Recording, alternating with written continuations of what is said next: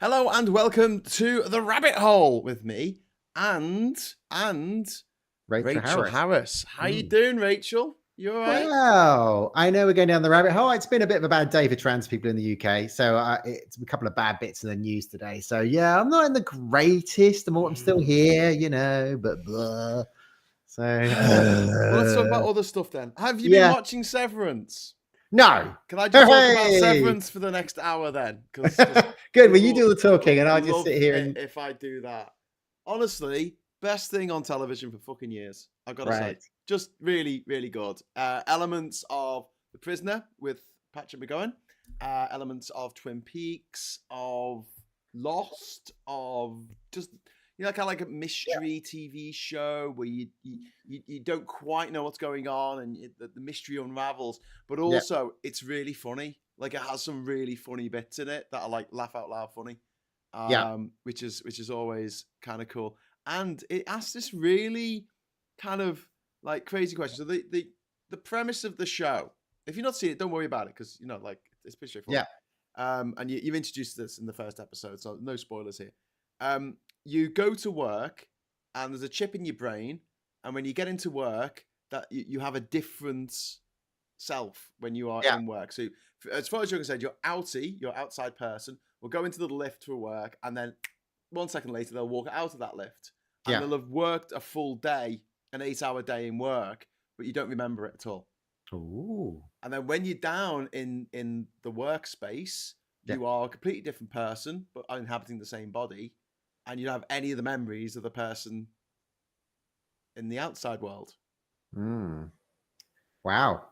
Okay. Okay. So here's the question for you, right? So sort of throughout the first season, you're thinking, actually, I want this guy to escape. I want him to escape the world that he's in. But then you realize that actually there's two people. It's now two people. It's one person who's split into two. They're sharing the same body on a kind of like timeshare basis. Ooh.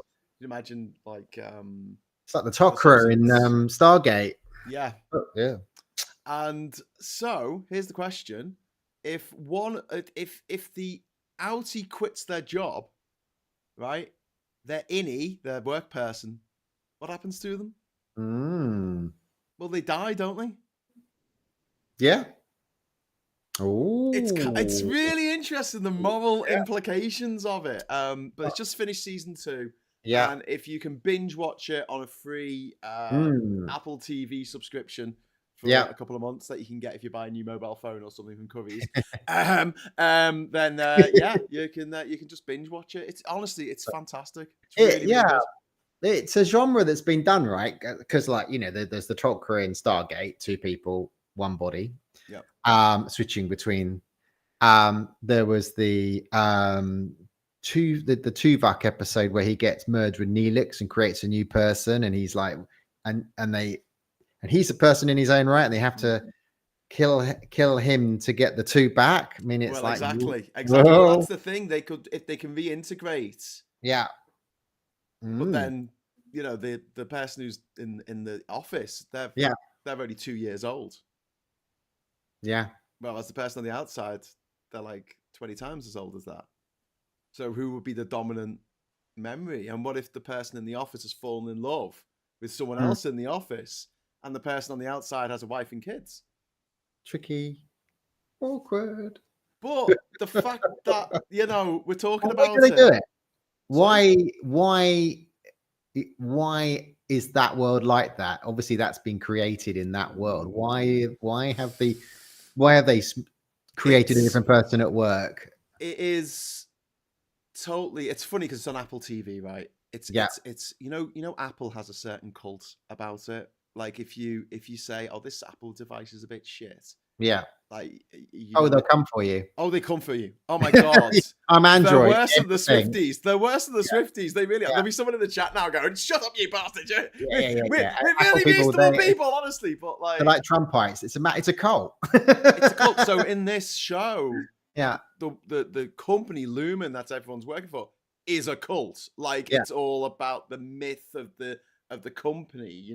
They create their own history, like McDonald's have done and Coca-Cola and all this kind of stuff. Like Mm. Coca-Cola managed to like put itself into this niche that it symbolizes America, which I don't think is going to do it any favors over the next few Mm. years. But yeah, it's a cult, Yeah. and people are obviously given that they prey on people who are feeling vulnerable Mm. to go and do this top secret job that's got to be done, or and you can't have any memory of it.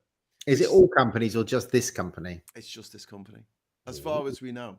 Ah, But it's like the world is quite an enclosed world, like the yeah. town where everyone lived. Oh, It's yeah. There's bit mysteries Truman left to showy, is unravel. it? Sorry. It's a bit Truman showy, all in the dome. But Yeah, it could be. We don't know. We don't yeah. know. But yeah. The fact that there was a fantastic scene in which they suss out a way for the innie and outie to have a conversation, but it's kind Ooh. of time logged. They have to leave messages for each other, and they end up having a big argument with each other Right. on it. And it's brilliant. Like it's really well written. It's beautifully the cinematography in it is just fantastic. The Yeah. vibe, the music, just everything about it. And it's created by Ben Stiller Yeah. of Zoolander fame. Yeah. Like, He's you watch it go, director. Ben Stiller? What? Yeah. But we see time and time again, comedians do the best dramas. Yeah. Look at Robbie Coltrane in Cracker. Yeah. Absolutely fantastic. Yeah, that's true. Except he likes J.K. Rowling and stuff. But Does he? No, he's dead now, isn't he? yeah, he is now. But he Yeah, was but like, I think he went before she went full oh, nuts. I don't know. No, I think it Oh, was if a you little heard the bit. news. Go on. This is quite upsetting. Nick Frost from Hot Fuzz and that, he's agreed Yeah. to play Hagrid in the new Harry Oh Potter series. no, I know, and I really like John Lithgow, and now he's going to be Dumbledore. It's like, oh, there's already loads of people like I can't watch a Stallone film anymore. I can't watch anything with John Vaught in anymore. Oh, God, no. I can't watch anything with Mel Gibson in, and I used to like We Were Soldiers, that film, that Vietnam film. I can't watch that now. I can't watch Frasier now because Kelsey Grammer. If you're going full Trumper and you know what Trump is, then you're supporting that misogyny and all the other crap that he's doing. So if you're doing Harry Potter and you know what she's doing every day on Twitter to trans people, you think, well, no. So John Lithgow, that's it. He's out. Can't watch him in anything anymore. Yeah. And now for Nick Frost. I mean, that's really Jesus Christ. Does anyone know the reason why my microphone's so fucking low? This is why we don't use Google Meet. We don't use Google Meet because it fucking changes the volume of your microphone without you touching it. Like, are we too quiet? No, it's done to me. Everyone's complaining that I'm quieter than you. So I've pulled your sound down a bit. So hopefully if everyone turns the volume up on the earphones or whatever, it would be a bit louder. But it's the most annoying fucking thing in the world. It's just got like an auto thing, and it only seams to go down. It never seems to go up. It just keeps pushing your volume down. My Phil impression. I've turned it. You'll have to do with it. Yeah, you have to deal. You have to deal with it. But yeah, so I was about to log into Zoom, but I use Phil's Zoom, and occasionally it kicks you for whatever reason, and I needed to get the code off Phil, and I didn't get the code, so we had to plan B. That's why we were so late getting started. I was ready. That's why I was so late getting started. Yeah, there we go. Thank you. Rachel was so ready. I'll tell you about my new sci-fi. Go on. So I finished The Expanse, which if you haven't seen it, if you like Battlestar Galactica and that kind of genre, the revision, The Expanse is kind of really just that kind of big epic 6 season Earth, Mars, and the Belters.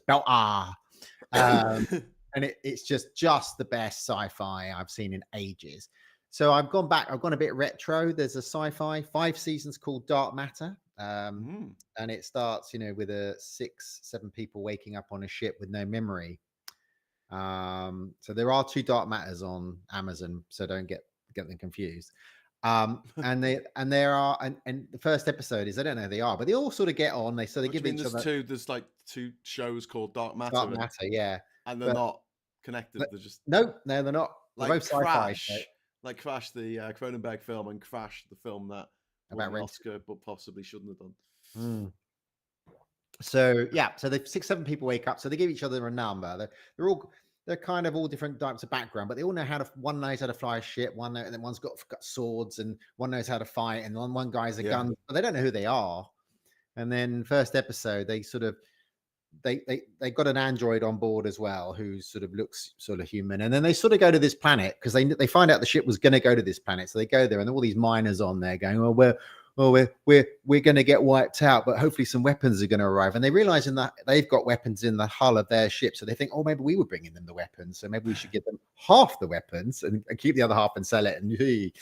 And then they discover the other people said, oh, yeah, then some monsters are coming to wipe us out. That's why we need the weapons. Anyway, then they work out the computer. This is only the first episode, so I'm not running too much. They find out that they are the monsters. They're the assassins sent by a large corporation to wipe all the miners out. What? But they're all nice. And they're like, Okay. well, we don't want to wipe them out. And they're like, yeah, but this is what we do. We're murderers and we're, anyway, so they like their new personalities. They don't want to be who the computer says they were. So they end up sort of helping the miners in the first episode and and sort of fighting the nasty corporations. And the 5 seasons, because I've seen this before, because I'm really going through it for my wife to watch it all again. Okay. But so this is about 15 years ago that this was out, wasn't it? Yeah, it was about, but it's they're kind of to find out who they all are, but occasionally they suddenly revert back to who they were. And then there's that whole challenge of trying to, and all this kind of stuff. Yeah. And exploring their relationship. It's quite a really good sci-fi, and there's lots of adventures and all the usual stuff. But so yeah, it is an interesting sci-fi, and I'm really enjoying it. But we're on episode 2 now. Always looking for something new to watch, so that's what we've dug into. And then we're gonna watch Killjoys, which is another sci-fi series, which is in the same sort of genre as Dark Matter. So I'm just going through my retro sci-fi. I like retro gaming. Yeah. I'm playing all the 2005 games at the moment. It's like I'm like that with the sci-fi. I was watching something. Someone's asked what the topic is today. I don't fucking know. Well, whatever anybody in the chat's got a topic they want to talk about, chuck it in. Yorvosh says, I really liked Expanse in the first half, but when they switched focus on the aliens, I lost interest. The human politics was great, though. Yeah. Something I've always really loved about Babylon 5 was the politics of it all. The politics was... Really I might go back and watch Babylon 5 with... That might be before I get to Killjoys. I might put Emma through, my wife, my poor suffering wife. Put her through Babylon 5. But yeah, so right, here we go. Disable. Thank you very much. I've just gone into Chrome, //flags, and in the experiments thing, in the available experiments, you can go to allow web RTC, which is the processing module, to adjust the input volume. So now I've turned that off. So hopefully it'll stop pissing around at me volume. I can see my volume. It should be at I'm putting it up now. It should be at 90. It's turned right up. It should be at 90. Right. I'm going to make sure that it stays. I've got it on my screen. I'm going to make sure it stays at bloody 90 now. But hopefully we are loud enough. We're both loud enough. I'm just going to put Rachel up to about the same. I always talk loudly anyway. I speak all day. I speak on stages all day anyway. Let us know it's all right. Let us know if we're distorting us or anything when we get excited. But yeah, I was watching something about the a spaceship, Elon Musk's spaceship, right? Which one? The blowy up ones? Yeah, the blowy up ones, right? Yeah. And I was watching a few scientists talking about it, and they were talking about have you seen The Martian with Matt Damon, right? Oh, many times. In the book of that, what's he say? I'm a biologist or whatever he says to camera. Science the shit out of this. I'm going to science. You do the math, you solve the problem, and then you go on to the next problem. Then you do the math, and you solve that problem too. And you do enough math, you get home. Yeah. Well, in the book, they try and send him food, and I don't think they do this in the film, but in the book, they try and send him food, and it fucks up because they have these protein packs, right? So it's like a block of protein. Yeah, and they send it, but the thing is, because it's going through at such speed and such radiation and all the kind of thing that you get in space, right? Yep. Acceleration, everything. It pushes all of the oils in the food to one end of the food, essentially, which causes all the food to become destabilized within the actual capsule that they've sent. Yeah, which is supposed to be going really, really, really fast to get there, and it causes it to wobble. You know the footbridge in London that they built, the Millennium Bridge. Remember it had the wobbly bridge. Yeah. And that was because people were walking. People don't realize this, but when you're walking down the street, everyone starts walking at the same pace. It's just something that we just do automatically. We tend to step at the same. So because everyone, the oscillation caused that. So basically, if you've got that kind of effect on a bridge that's only like 100 meters long, imagine what that can do to a spaceship doing thousands of miles an hour, right? So in the book, the pod that they try and send him with food in just explodes, right? Yeah. And it's because of this thing that no one really thought of at the time. And like he wants to send up spaceship, right? And the idea is a spaceship, it's going to replace air travel. So he's going to have people getting on with luggage. And this is the thing that like boils my piss brain, whatever, fries my noodle, right? Yeah.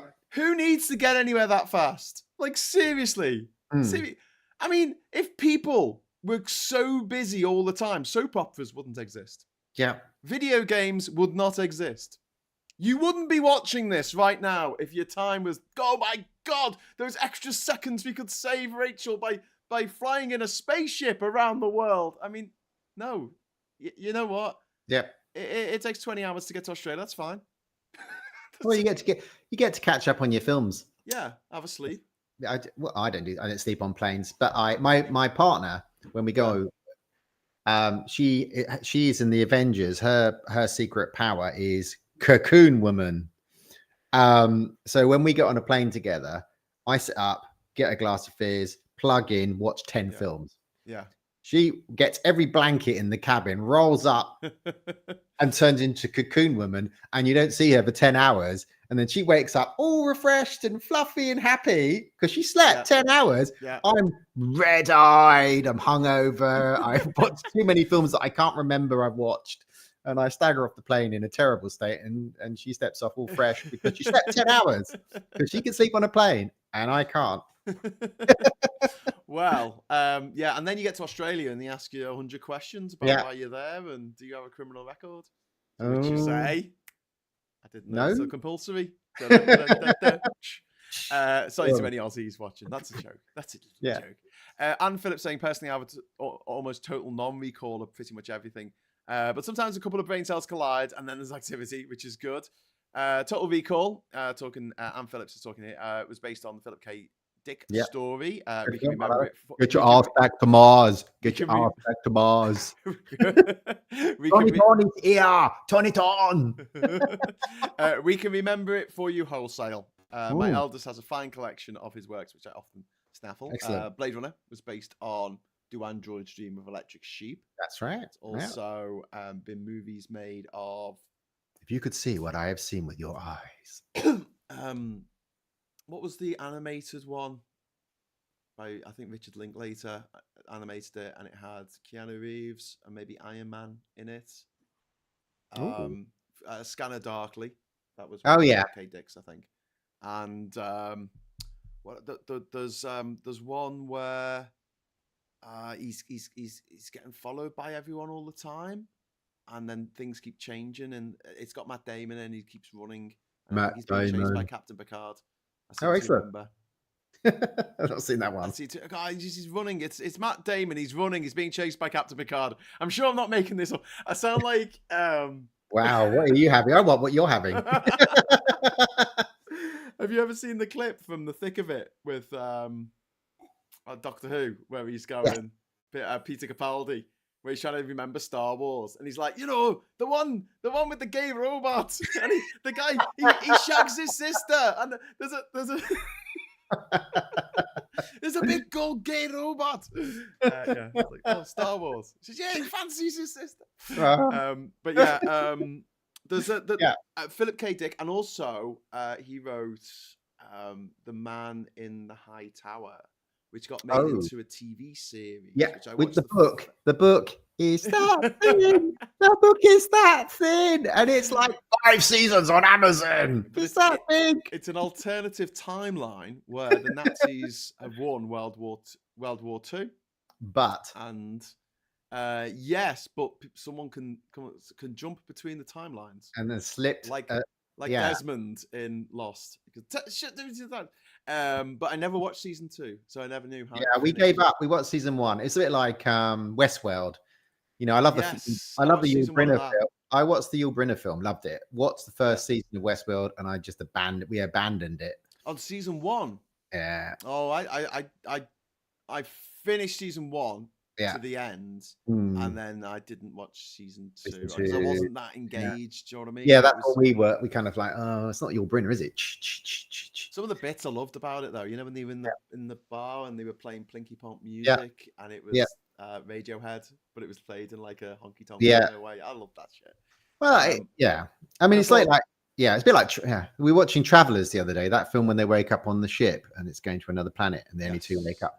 There's a little bit, you know, there's a lot of robot-y things in that. Michael Sheen plays the barman, and yes, what's that one called? Travelers, and it's got it's got Scarlett Johansson, is it? And the guy from it's Mockingjay in it. Oh yeah, that's right. Yeah, that's right. And the Games. Yeah, and the guy from Jurassic Park for remakes and Galaxy of Guardians of the Universe, Chris Pratt. Yeah, Parks and Rec. The fat guy from Parks and Rec. Right. Who apparently is going to play me in a film if they ever make a film in my life, which I doubt they'll do. But you want Chris Pratt to play you? I don't want him to play it, but I'd rather he play me than Seth Rogen, who also has a TV series out, another comedian with a TV series out, which I think is, I don't know if it's set in the golden age of Hollywood, but it's all about trying to get films made. My bloody sound's gone down. I do a thing to try and stop it from going down, and then it's just gone down again. See? Oh, hello. Oh no. I've lost Rachel. Oh shit. That was my fault. Sorry. I had to relaunch in order for it to work. Oh my god. Shit. Just 1 second, everyone, while I try and sort this out. Rachel. There's Rachel. Oh my god. Now my internet's running really slow. That's helpful. Okay.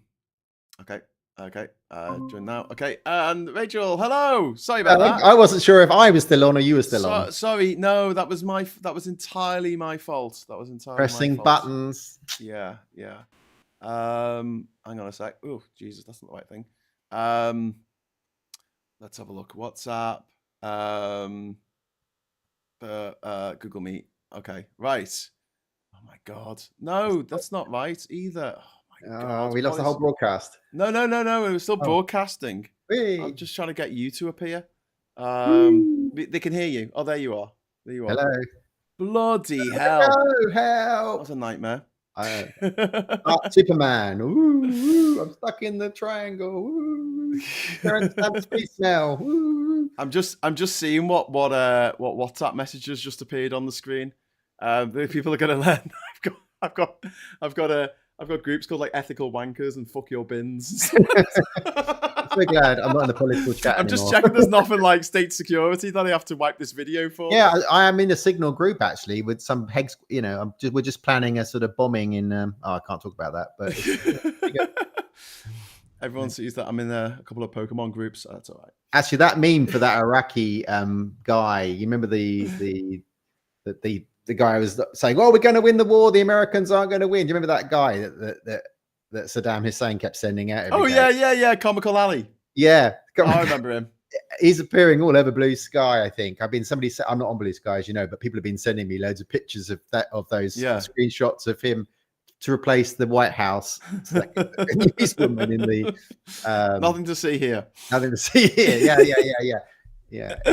We're meant to be on soon. But it's interesting. Side fact is that Project 2025 kind of one of the advice to there's a training video that Anonymous sent out. Yeah. That said, and it's a training video for the 50,000 civil servants they're going to replace, all that stuff. And it's a training video. When we do all the dark stuff, we do it off government systems, so we can do all that. And so be using Signal is a natural, part of that, I guess. Right, that makes sense. That's what Anonymous have been sharing. Somebody sent me some screen grabs of it. So that whole thing is just absolutely mind blowing. I know. You can have. Well, now they've all lied, right? Because they all sat down yesterday and lied about everything. Or there was no. So they attack the journalist they accidentally invite into that chat room. He's a terrible journalist. He's so pissed off because they go, There was no battle plans in there. He went, right, fuck you. Here it is, battle plans. So yeah, But he's really nothing's going to happen to them. They got away no, with of it. They got course away with it, not. the No, bastards. he's getting rid of judges and he's going to attack federal judges. And Yeah. he's attacking another law firm today that Yeah. defends trans people and immigrants. And he's done an executive order attacking that law firm today. They're going full fash. Oh yeah, absolutely. Yeah. I mean, America's What I was done for. annoyed about, I watched the spring statement. I watched you doing the spring thing and Prime Minister's questions today. Yeah. And Kimmy was so bad, wasn't she? Oh, what about mobile phones? We're doing mobile phones. Yeah, but what about mobile phones? We're doing mobile phones. Three What about questions. mobile phones? We're doing mobile phones. 3 questions she asked about banning mobile phones. I know. 3 of them. She only got 6 questions. But Do you know what it's like? It's like the episode of The Simpsons where he climbs at the top of the mountain and he gets asked the guru at the top of the mountain. He gets asked 3 questions and he goes, "Are you really the guy? Yeah. Oh, are you sure? Yeah. Okay. Can I ask a question now?" He's like, "Yeah. There are your 3 questions." It's like after all that, he's climbed up this mountain in the Himalayas. He's wasted his 3 questions. Yeah, Jesus. it's like, is it daytime? Yes, it is. Right.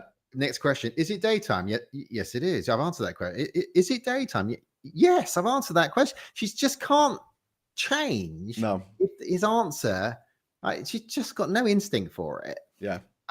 So that was yes. Anyway, the point was that then he went. There was a question said, bearing in mind, I think it was from Sir A. Davies, bearing in mind that they are now working with the Russians, they are corrupt as fuck, and they're turning full fash. Do you think that maybe the United Kingdom shouldn't share intelligence? Oh no, we can't undo the, we can't undo the relationship with 50 years of relationship with America. Yeah, we really, really should. Believe me, Norma.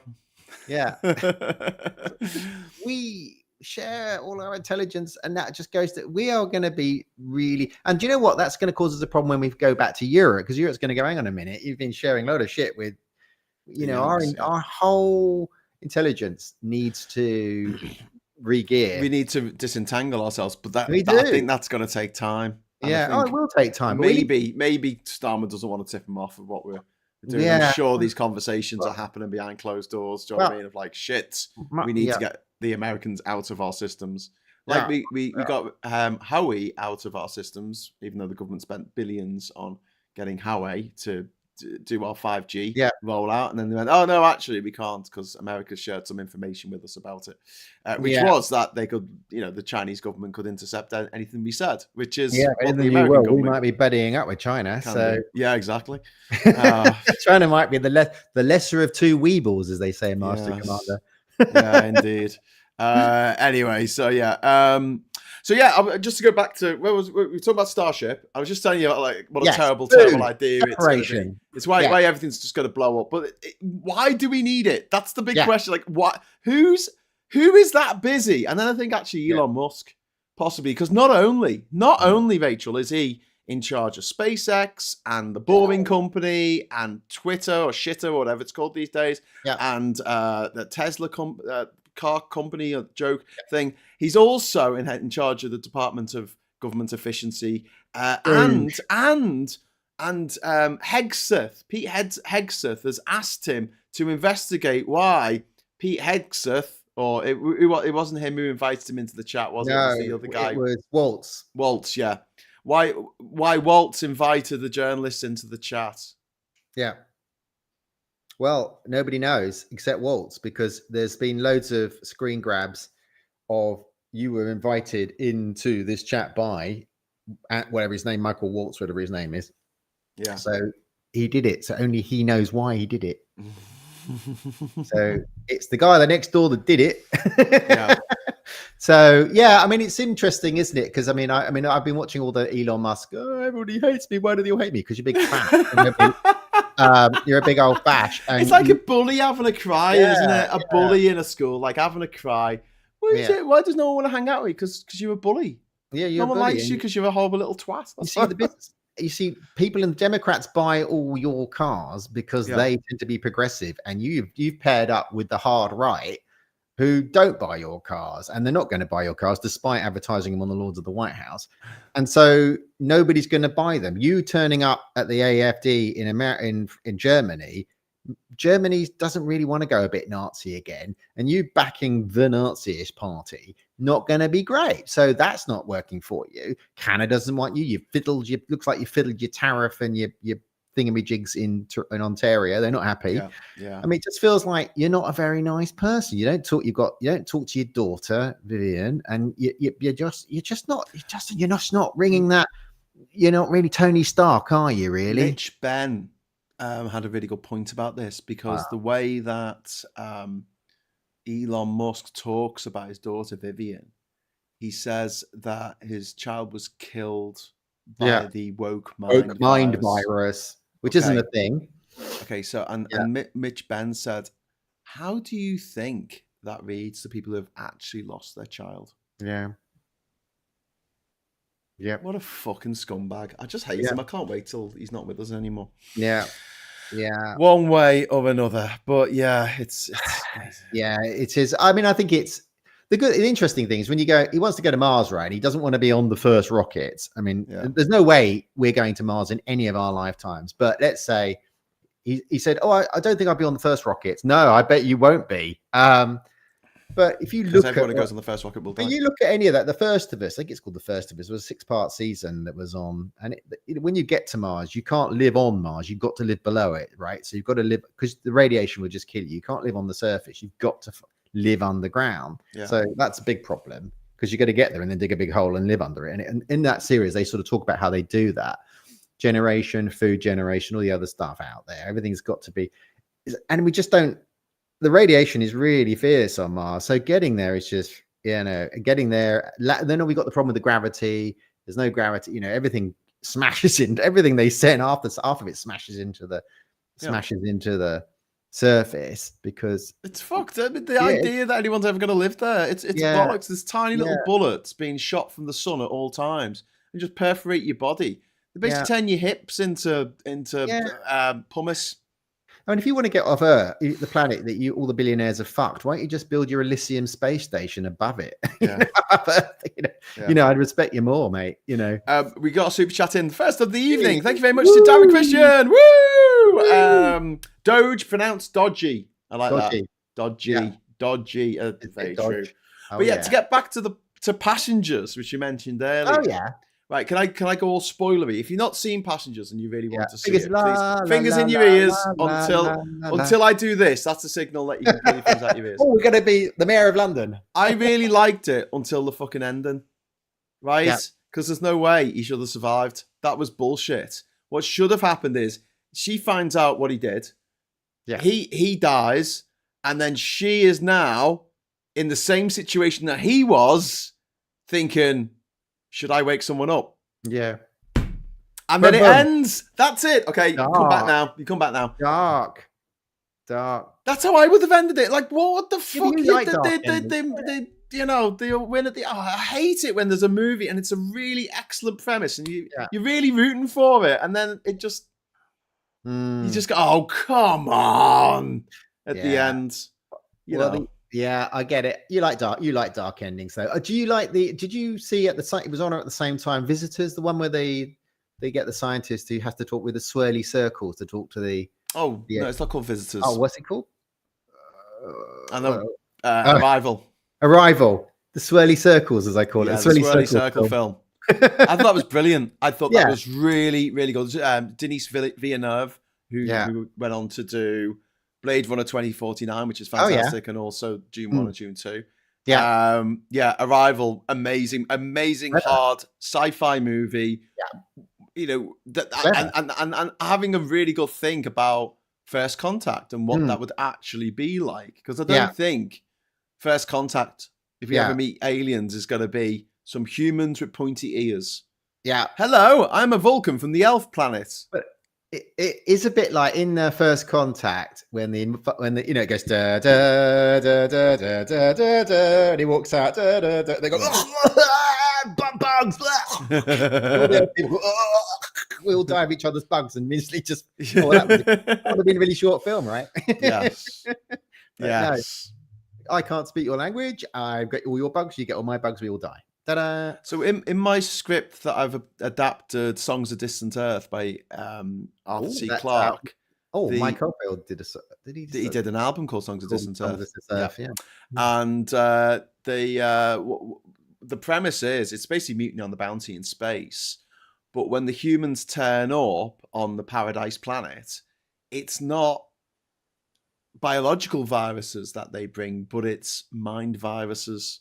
It's things that the people who live on this beautiful Paradise planet have never experienced, like hate and envy, jealousy, rage. They've never experienced this stuff.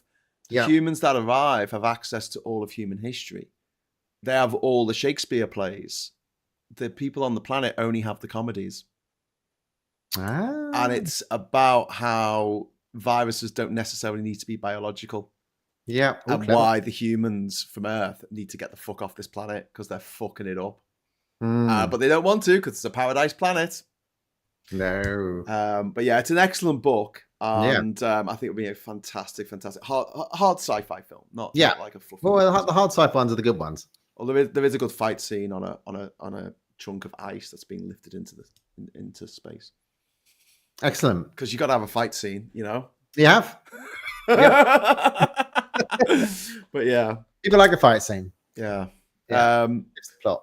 But yeah, so there's still some really good stuff out there, and something that we should mention is the most watched TV show in Britain last week was Adolescence. First time for a streaming show, and it's fucking brilliant. And, on Apple as well. Sorry? Is that on Apple as well? No, it's on Netflix.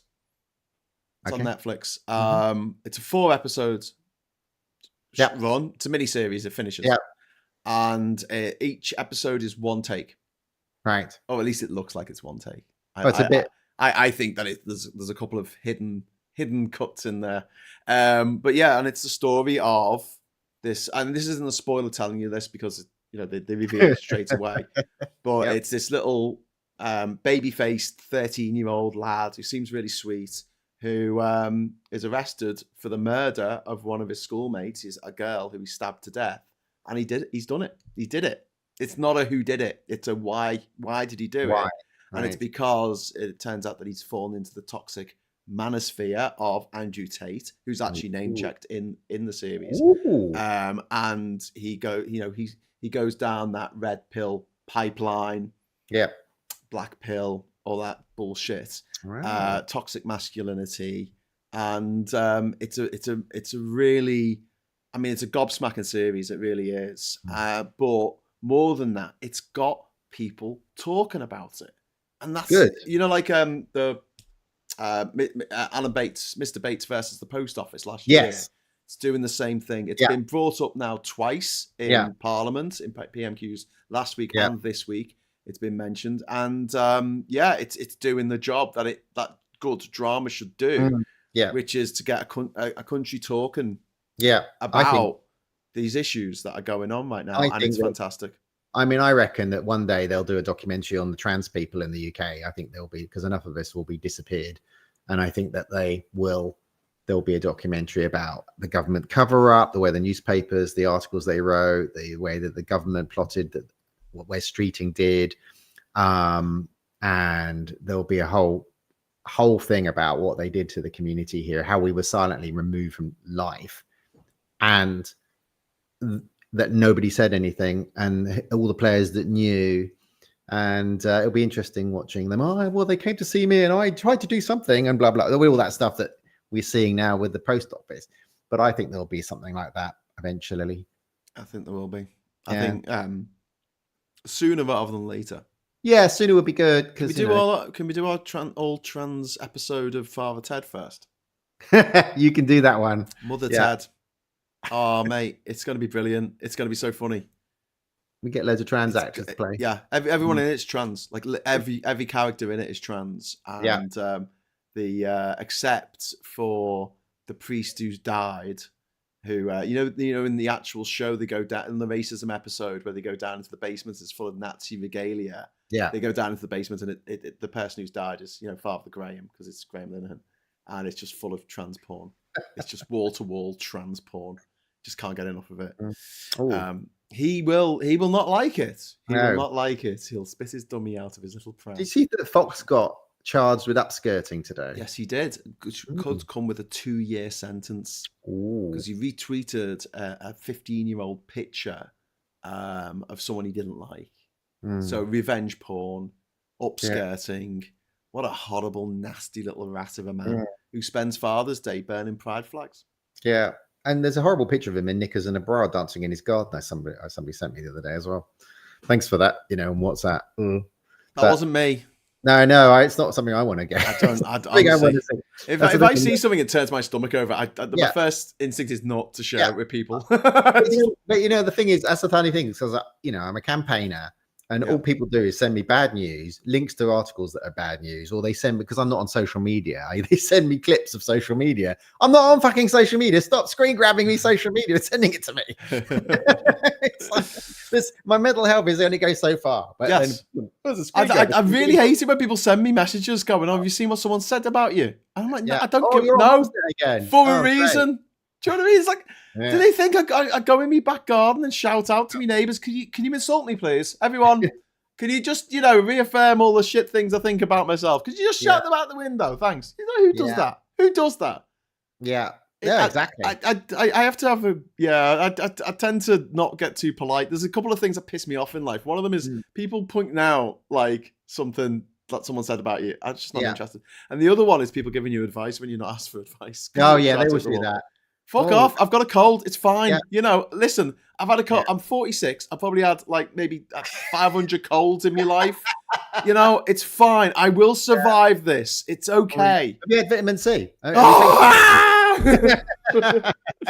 got a bit of a sore throat, and then suddenly you get deluge of all people's bloody home remedies. Yeah, great. Thanks. Yeah. It is like when somebody's having a knee operation or something, Oh, I've had that done. What do you? Oh, and it's like everyone becomes an. We talk about the Olympics, isn't it? Yeah, it's like you watch some crappy sport you've never seen before, and then you watch it for a couple of days and you go, "Oh, put a foot inside the line there." Yeah, with a mistake. You become an expert. That is hilarious. People become these. Oh, yeah. But yeah, I often have to say to people in our, WhatsApp or whatever, or YouTube, Facebook, when some people, when they are complaining about something, they just want to complain about it. Okay, they just want to vent. They don't want solutions. They don't want your advice. They just want to say, "Hey, there's a shit thing that happened to me, and it was a bit shit." And they want you to go, "You're absolutely right. That was a bit shit." Yeah, that's it.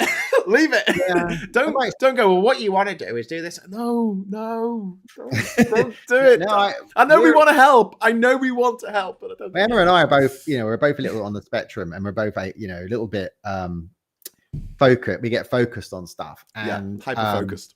Hyper focused. And one of the things is, if I'm telling Emma bad news or she's telling me bad news, all she wants is a hug, and I'm straight in there. What you need to do is you need to do this, see to them, you need to write that down, you need to go and see that. And Charlie, I don't want you to fix it. I want you just to empathize. I just want some empathy. I don't want solutions. Yeah. And we both do it to each other. We go, I don't want you to fix this. I just want you to say there and give me a hug. Oh, it's all a bit shit.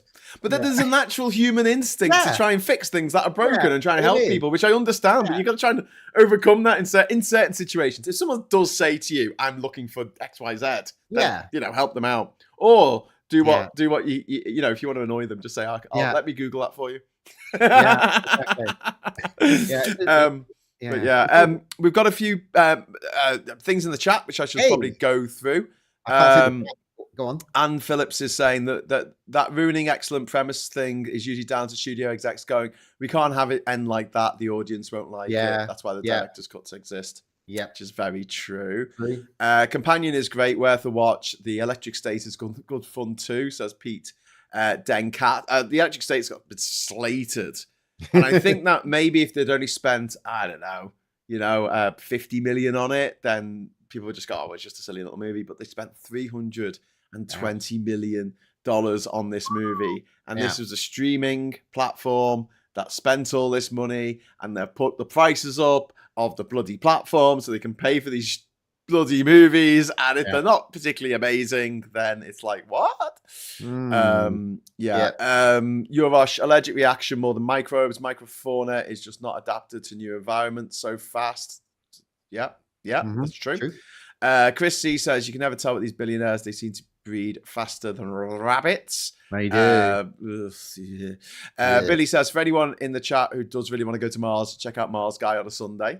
And then Simon says, adolescents, no spoilers. Shh. Oh, sorry.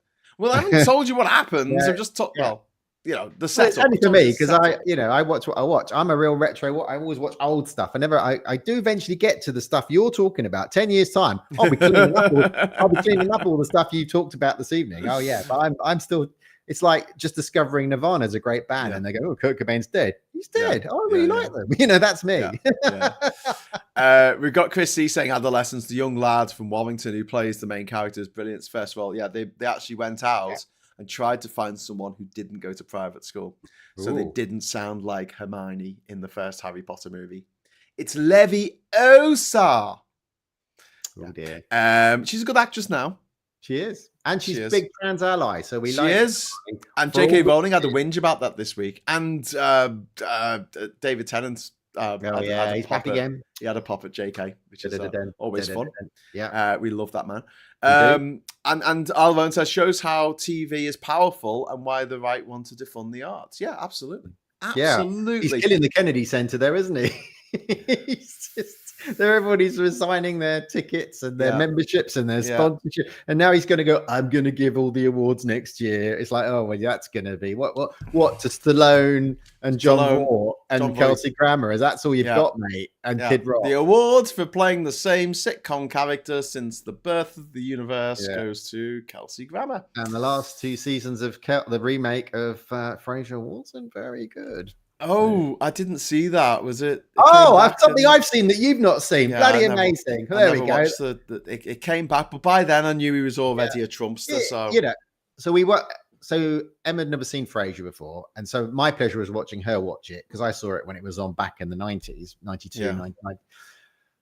And it's a bit like Roger Moore kissing girls and all that stuff. It's a little like, it's a bit awkward now. He's pushing himself on her. Oh dear, awkward. It's a bit of that. There's a lot of misogyny and a bit of sexism and a little bit it's a bit when you look at it. But anyway, it's still funny. And so then we got to the new seasons, and it's got Nicholas Lyndhurst in it and stuff. It's funny eventually, but it's a bit like the 3rd season of Picard. It started to sort of be okay by the last season, but at the end of the but it's not the original. No.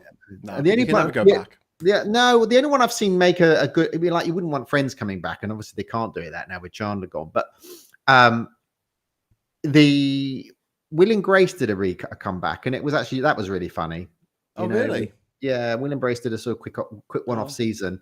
That was quite funny. The League of Gentlemen in 2017, they did an extra season, 3 episodes, and that was quite fun. I don't like the trans character in that though. It's not very nice. It's not very nice. The cab driver. But they did. There was a nice line in it where they said you can never go back, but it's nice to visit now and again, which I appreciated. Yeah. Twin Peaks season 3, I thought was fantastic. It came out the same year. In fact, there was a lot of shows that came out in 2017 that were like, old shows that it's like going, but it came back for a little bit. Sometimes it works. Sometimes it really, really. It's like going to Glastonbury. There's no new band. It's all just you lot just watch all the stuff I like. Actually, the lineup for this year's Glastonbury, I think, is really cool. 2 of the 3 headliners are newer artists rather than someone from the 90s. So I appreciate that. And then I think it's Neil Young or someone. Someone from the 60s. Stevens, Paul McCartney, and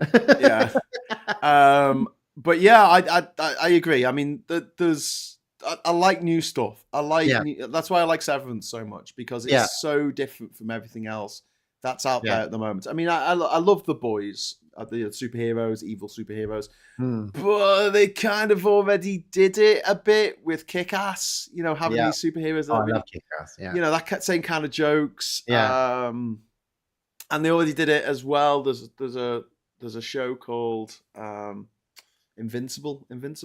Yeah. And I don't know if that's based on a comic that came out before, but that's about, what if the people who have the superpower of evil? And there's no goodies, just everyone's just evil. So, I mean, weird question. If you could have a superpower, what would it be? Because I often think about this in the morning when I think I'm in this Biff timeline that we're living in at the minute. If I had invisibility, I could jump on planes and go around and start bumping people off that are really bad, right? And then just like, and invisibility would be the one you want. And I said to my partner, if I had invisibility, I could fix the world in a month. I could just pop on the plane, sit in first class, have a drink. They wouldn't see me, get off, walk into the Kremlin. What if someone tried to sit on you? Well, I'd make sure that they didn't do that. I'd make sure the seat was definitely, because they're not going to bring you the food. So you have to nip into the galley and pour your own coffee and stuff and then nip back. But I've really thought about this, as you can see. Yes. But, you nip off and you can just like bump off to some of those influencers and you can into the White House. You could just be invisible would be great. That's the power to have. Your clothes are invisible, so you're not naked. So that would be a bit awkward. So everything within a zone, so you can carry whatever, tool you're going to use. Does that become invisible as well? Yeah, everything inside your little So because you want an invisibility cloak. Pardon? An invisibility cloak. You just have. You don't have to have a cloak because you got to wave it. It's just you just switch it on. Beep. And there used to be a 1970s series where he had it on a watch. He could be invisible for 15 minutes, and half the challenges of his missions and doing what he was doing is he only had 15 minutes and it was counting down. Wasn't the David McCallum Invisible Man one? No, it was another series, and he had a watch and he could only be for 15 minutes, and the thing actually kept him visible. I can't remember what that was called, but it was another sort of 70s, like there was Airwolf and all that stuff, all the stuff I used to watch, all this crappy 70s and 80s stuff. And so that invisibility is my super. So what superpower would you have? You got one. Me. Yeah, I want to be able to change people's gender. Oh, okay. From a distance, just by looking at them and then they change their gender. Excellent. I like that one. Yeah, no, so do I. You could make a fortune on gender reassignment. Fun that I would have. The fun that I would have. Yeah, £1,000 quid. That would actually make a good little set up for maybe not for a film, but like for a sketch or something. Someone who has that power. That would be good. Yeah. Excellent. I look at you, nod. That's it. Wow, that would be, that would actually fix the world in a lot of ways because most of the hard right hate trans people. So then I'll make them all trans. And make them all trans. Well, you just flick gender. Suddenly they're going to have respect because most of them are men, right? Yes. And they respect them. They will suddenly respect women a lot. Yep. Or they're going to need gender reassignment surgery and then support all the funding and pay for it so they can go back again. Yep. Yeah. So they can experience what it's like to feel like they're trapped in the wrong body. Yeah. And that'll be fun. Or maybe I could also make them gay. Yeah. What do you reckon? You could do that. I think everybody's, like in Perfume, you can just make everyone. I'll just have this special thing that makes everyone want to have sex with me. Yeah. So what are people in the chat? What are their powers? What are your powers? Let us know in the chat. What would you like to? What would your superpower like to be? Joanna's saying everything I see him in is just Doogie Howser.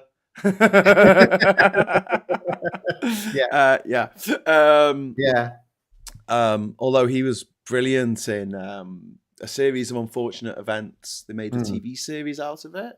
I think it was on Netflix. It was really, really good. Like excellent stuff. And Neil Patrick Harris played Count Olaf, who was played by Jim Carrey in the film. But it just didn't, because it was a series of books and each book wasn't quite long enough for an entire film. But like 2 books was a bit not enough either. So they put the first 3 books together to make the first movie of a series of unfortunate events. And it was just a little bit too choppy. It didn't have like a time, it was obviously one adventure and then another adventure and then another adventure, and they were all quite different. So it didn't really work, but the TV show I think worked a lot better. And Neil Patrick Harris was absolutely brilliant in it. He's just having a great time, like he was in Doctor Who when our friend the 10th Doctor came back, when David Tennant came back. Last year, the year before now. It was the year before, wasn't it? Bloody hell, time has flown. Well, it does for a Time Lord, but yeah. Do you know what tomorrow is? The 2-year anniversary of 26th of March 2023. Well, go on. It's the anniversary of me launching Labour Social. Hey, so when's the party? Did I get the invite? Well, I was thinking we'd do a party on Friday night, on the Friday night social. Cool. What do you reckon? We'll have a 2-year. Are you going to do the early one? 6 o'clock one was really good. It works really well. Yeah, it does, doesn't it? Maybe we should do like an early pre-party and then Aid can do his thing, then Max can do his thing, and then we can come back at night. The ones of us who are left can just talk shit. You had Terry Christian. When I was on the word. We did have Terry Christian. Hey, well, the word, me, you know. I was a bit worried because there was like 9 of us on the screen, and like I thought Terry's just going to talk for the whole hour. I really enjoyed it. It was funny. There was a lot of good banter. It was excellent banter. Yeah, it was good banter off the charts. If you get a chance to watch last Friday's show, Friday Night Social, it was a special one. It really was. It was. But yeah, 1,000 live streams I've done in the last produced in the last 2 years. So that includes ones that Phil's hosted as well. But yeah. 1,000 shows. That's amazing. Well done. And 1,247 published videos. Jeez. Must be very wealthy with all that Google. I wish. Google loot. Dark 4x4 says it was the giggle. Talking about the show, the episode of Doctor Who. With him, the giggle. It was called the giggle. I read the series of Unfortunate Events years ago, but can't remember a single thing about it. No, says Anne Phillips. Yeah. Person impersonator says superpower. I am the mistress of cling film and can rip it off the roll in extremely straight lines.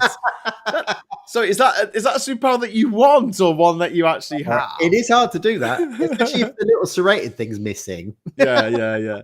Ishtar says, to be honest, I don't like the concept of superheroes. It's like it's not good enough to be a hero. You have to be a super special hero. Besides, it's an individualistic ideal. Yeah, true. Yeah, that was a good sci-fi series, Heroes, wasn't it? Do you remember that? Yeah, the first season was good. Yeah, season. Save the cheerleader, save the world. Save the cheerleader. Yeah, that got a bit. It did go down the pan. It did go down the pan very quickly. First season was very good. Yeah, that jumped the shark. I like the Japanese guy. He was great. Nothing left of the shark. Yeah. But I mean, that was there are like with Severance, there are still good ideas that do actually get made into stuff. It just seems.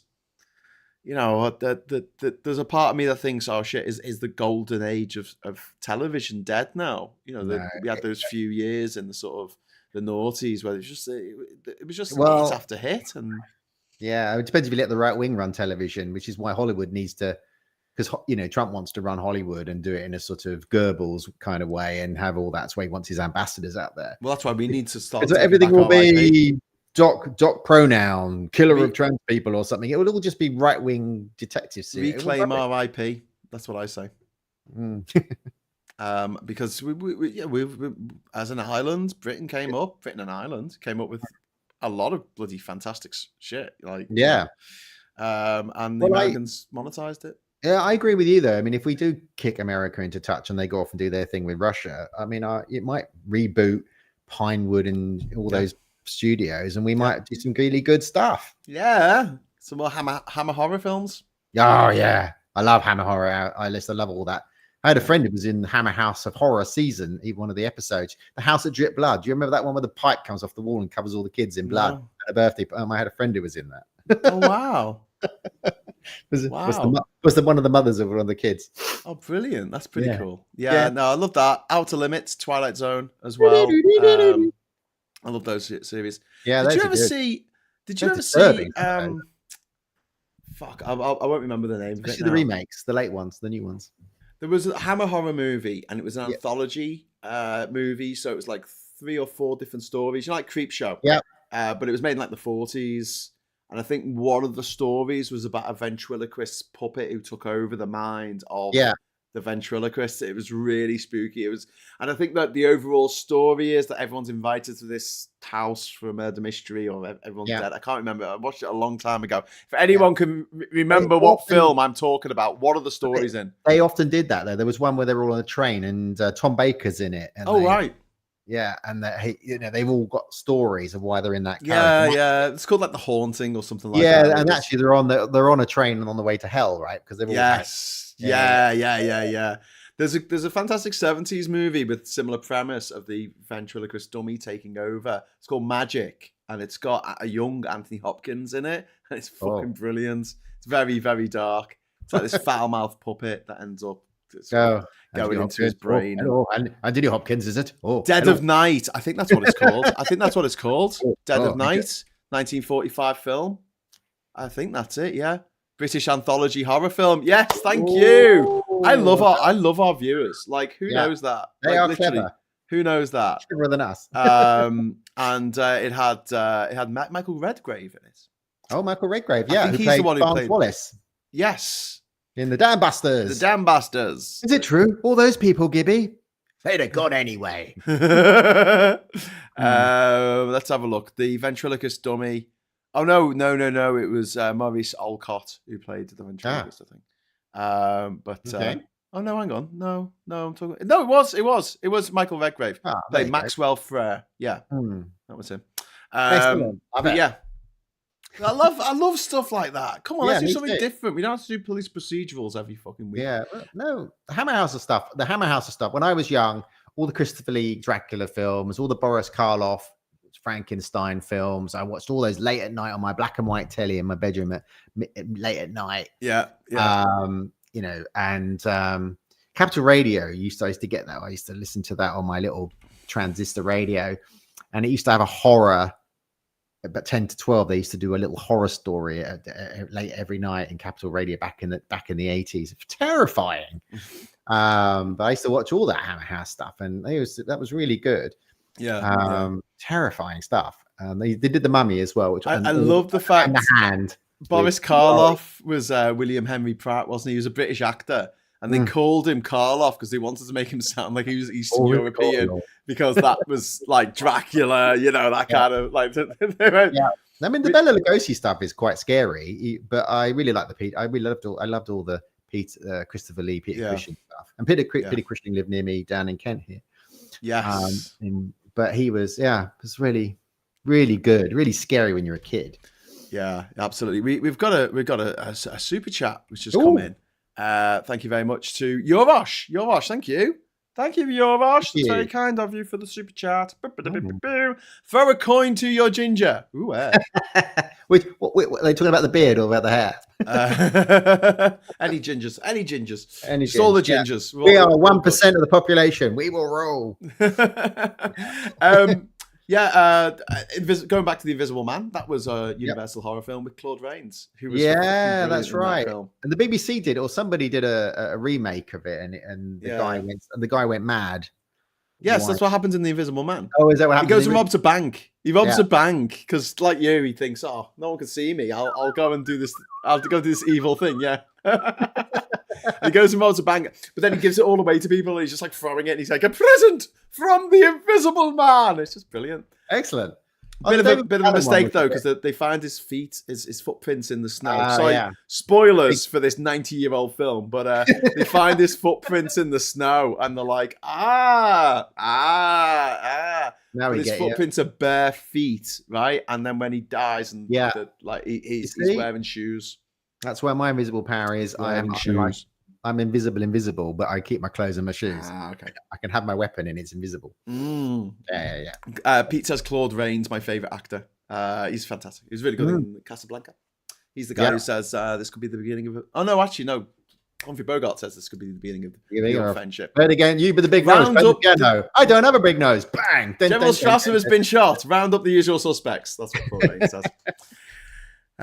Anyway, so The Woman in Black is a Hammer production. It really is. Fab Anthology is from Beyond the Grave. Apparently in real life, Karloff was a real sweetie. Apparently. Peter Cushing. He was lovely. Have you watched Gods and Monsters with Ian McKellen and George of the Jungle? No. Have you not seen it? It's about the 1930s movie director James Whale. I think it's James Whale. I forgot his name. I apologize. James Whale on Talk TV. But he was the director of a lot of the horror films, those original Universal horror films. And there's a brilliant scene where he's like, he's got his the guy who's playing Dr. Frankenstein in Bride of Frankenstein, and the guy's just going, "Are we to suppose that we've done her hair?" what a pair of screaming queens we are! Like, they literally put this body, they got all these dead bodies and put them together to like reanimate this woman, and they're like, "Oh, she make her hair look awesome." little lightning bolts going up, little white lightning bolts going up. Great film, really good film. But yeah, oops, I meant Ian McCallum. Sorry, Russell's. James Whale It was. John Steed Avengers, brilliant series, but who could replace Patrick McNee? Nobody. In fact, I just saw Patrick McNee, and one of the last things he did, Emma and I watched, because we're burning all through the Roger Moore films at the moment, and we did View to a Kill on Saturday, and Patrick McNee's in that. He dies in his Rolls Royce. Spoiler alert. Oh, it's that where he gets crushed? Or is it no, he gets strangled by Grace Jones in the back of a Rolls Royce in a car wash. There's a James Bond film where someone gets assassinated by walking through an automatic door, and they make that's Timothy Dalton. The Living Daylights, that one. Yeah, I think it's Spoilers. Living Daylights. Yeah, do you know what? That freaked me out. That freaked me out for so long as a kid because I saw Living Daylights at the cinema. Yeah, when I was 7. and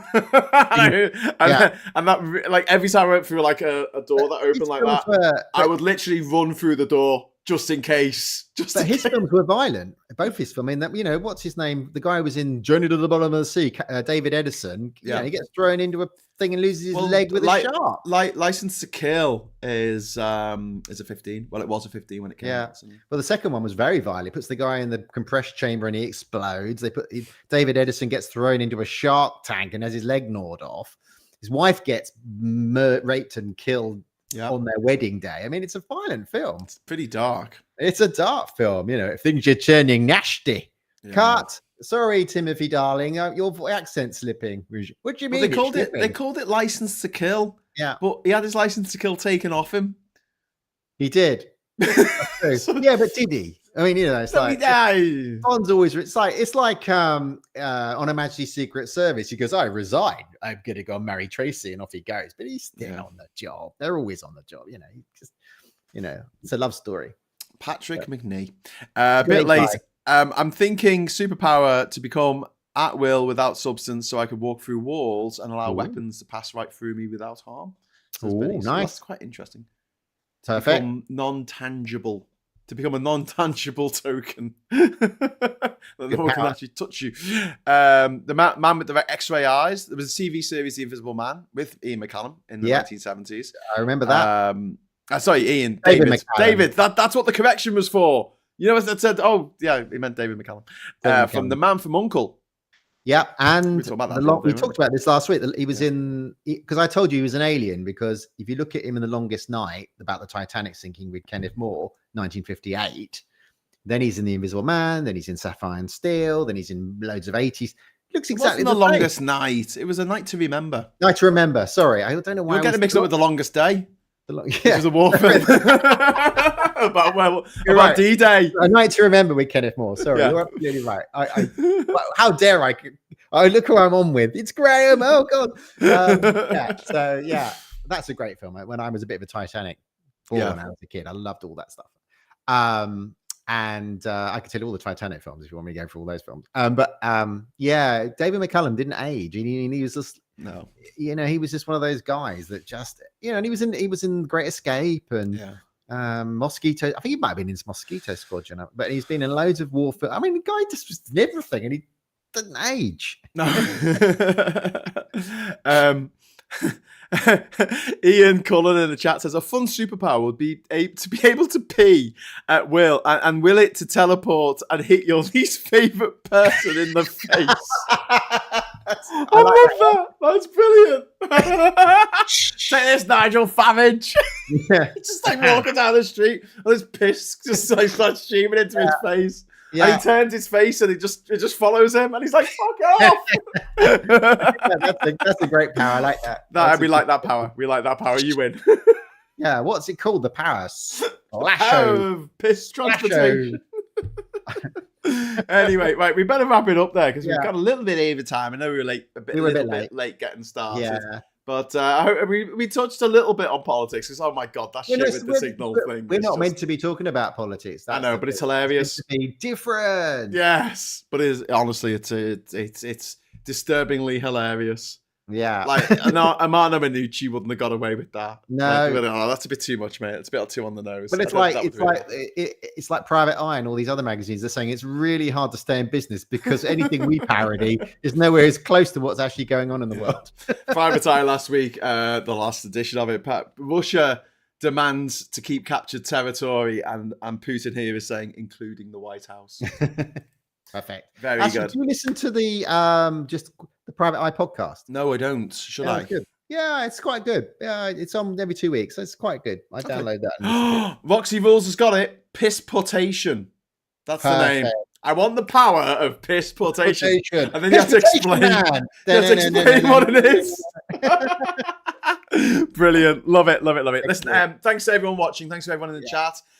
Thanks for your hilarious suggestions. Thank you. Thanks to Rachel for giving it your time to come join us on the show this evening. It's been brilliant. Thank you. I'll be back at 9 o'clock tomorrow for 2-year anniversary of Morning Brew. I hope to see you there. And until then, I'll say thanks for watching. Give us a like on the way out before I forget to say, give us a like. Go on. You know you want it. You know you want it. Doesn't cost anything. All right, now you've done that. Hello, good evening, welcome, and goodbye.